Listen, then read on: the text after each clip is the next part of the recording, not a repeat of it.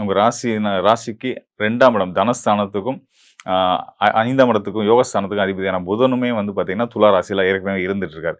அவரோட சுக்கிரன் சேரும்போது, உங்க ராசிக்கு யோகாதிபதியும், உங்க ராசிநாதனும் ஒண்ணா சேர்றாங்க அப்படின்றதுனால, 6ஆம் இடத்துல சேர்றாங்க அப்படின்றதுனால, வெளியூர், வெளி மாநிலம், வெளிநாடு தொடர்புடைய நபர்கள் மூலியமா, நண்பர்கள் மூலியமா, புதுசா வரக்கூடிய உறவுகள் மூலியமா, நண்பர்கள் மூலியமா உங்களுக்கு எல்லாமே ஆதாயங்களா நடக்கப் போகுது அப்படின்றத நம்ம சொல்லலாம். இது எல்லாமே மாத துவக்கத்திலேயே 1, 2 நாள்லயே நடக்குது.